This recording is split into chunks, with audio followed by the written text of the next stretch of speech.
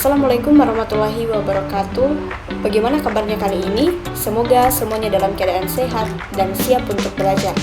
Kali ini saya akan membahas tentang materi yaitu efek Compton. Pada efek Compton ada sebuah sumber sinar yang memancarkan sinar, kemudian ditembakkan ke sebuah logam tipis yang terdapat elektron bebas dan terdapat sebuah detektor yang menjadi pendeteksi gelombang elektromagnetik. Adapun cara kerjanya yaitu ketika sebuah sumber sinar menghasilkan sinar dalam bentuk partikel foton ditembakkan ke sebuah elektron dengan energi Hv, maka foton akan terhambur dengan energi Hv aksen dan elektron akan terpental dengan energi kinetik Hv kurang Hv aksen. Grafik ada dua, yaitu panjang gelombang, di mana grafik ini berlaku untuk sudut simpangan foton terhambur. Bentuk kurva bervariasi berdasarkan sudut simpangan dari sinar. Nilai panjang gelombang terhambur lebih besar dari panjang gelombang semula.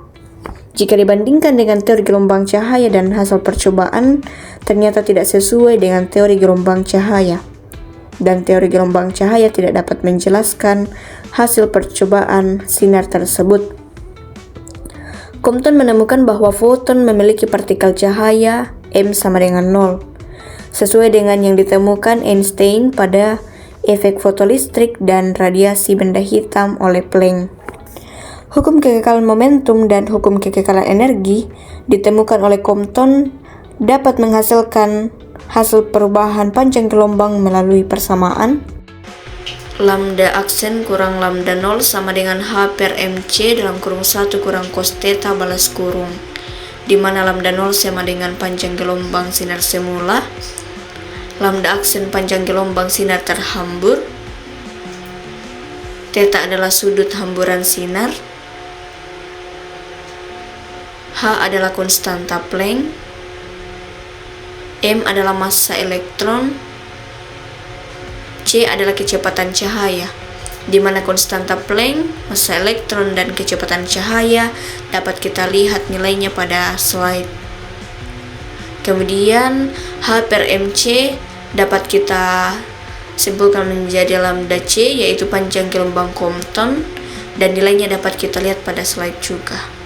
Dua hukum dasar yang digunakan untuk efek Compton. Yang pertama yaitu hukum kekekalan energi, dan yang kedua yaitu hukum kekekalan momentum. Foton datang dengan energi, di mana E sama dengan H kali V, dengan momentum P sama dengan Hv per C.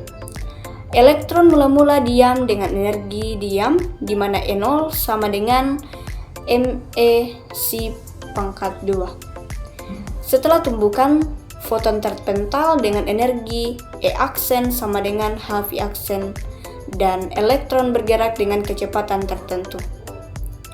Persamaan kekekalan energi dapat dituliskan sebagai berikut, di mana Hv tambah mec kuadrat sama dengan Hv aksen tambah ee. Dengan H adalah konstanta Planck, di mana besar konstanta Planck yaitu 6,63 kali 10 pangkat min 34 joule kali sekon. V sama dengan frekuensi foton datang, dan V aksen adalah frekuensi foton setelah tumbukan, di mana Me sama dengan massa diam elektron dengan besarnya 9,11 kali 10 pangkat min 31 kg, dan kecepatan cahaya yaitu 3,0 kali 10 pangkat 8 meter per sekon, dan Ee adalah energi total elektron setelah tumbukan yang terdiri dari energi diam dan energi kinetik. Selanjutnya, dari hukum kekekalan momentum kita pisahkan ke dalam dua arah, yaitu arah X, di mana sejajar arah datang foton, dan arah Y tegak lurus. Untuk arah X, Hv per C sama dengan Hv aksen per C dikali cos pi tambah Pe cos θ. Untuk arah Y, 0 sama dengan Hv aksen per C sin pi kurang PE sin theta. Dengan pi sama dengan sudut hamburan foton terhadap arah semula, dan theta adalah sudut gerak elektron terhadap arah semula foton, dan PE sama dengan momentum elektron setelah tumbukan. Untuk menghilangkan sudut theta, kita kuadratkan dan jumlahkan kedua persamaan momentum tadi, di mana dalam kurung Hv per C balas kurung pangkat 2 sama dengan dalam kurung Hv aksen per C pangkat 2 tambah PE pangkat 2 tambah 2 kali H aksen kali PE per C dikali cos dalam kurung pi kurang theta balas kurung.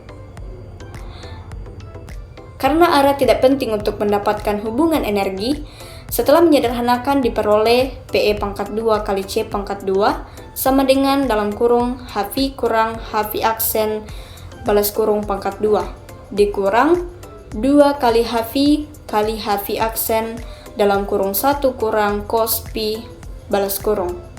Kemudian, kita hubungkan dengan energi total elektron menggunakan persamaan relativistik, di mana persamaan relativistik yaitu dalam kurung Hv tambah Me C pangkat 2 kurang Hv aksen pangkat 2 sama dengan dalam kurung Me kali C pangkat 2 balas kurung pangkat 2 tambah dalam kurung PE kali C balas kurung pangkat 2. Setelah disederhanakan dan menghilangkan PE, diperoleh hasil C per V aksen kurang C per V sama dengan H per Me C kuadrat dalam kurung 1 kurang C pi balas kurung.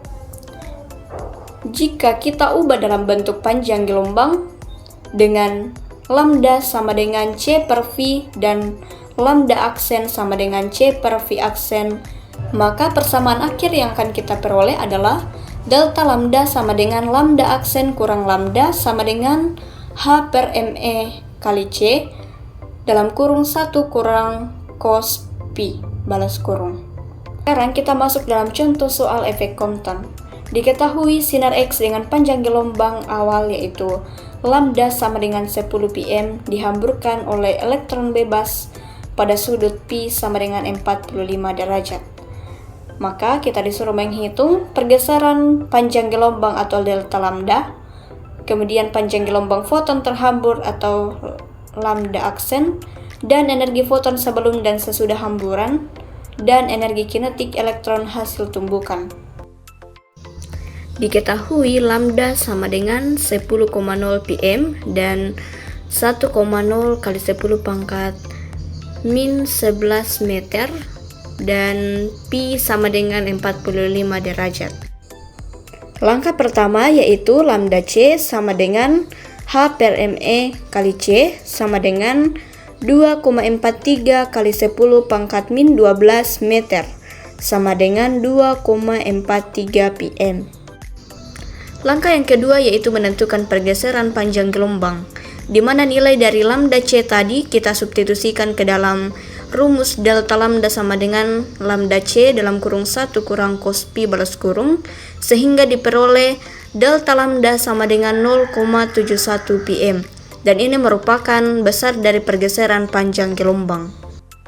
Sekarang kita masuk dalam langkah yang ketiga yaitu menentukan panjang gelombang foton setelah tumbukan, di mana lambda aksen sama dengan lambda tambah delta lambda sama dengan 10,0 tambah 0,71 sama dengan 10,71 pm. Maka panjang gelombang setelah tumbukan yaitu 10,71 pm.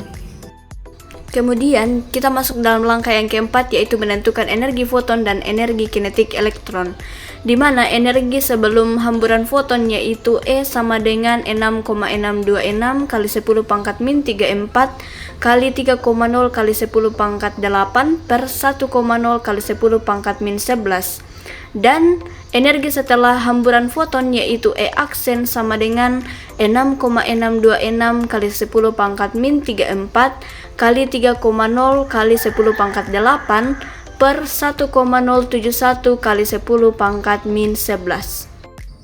Kemudian energi kinetik elektron sama dengan KE sama dengan E kurang E aksen sama dengan 124 kurang 116 sama dengan 8 kilo elektron volt.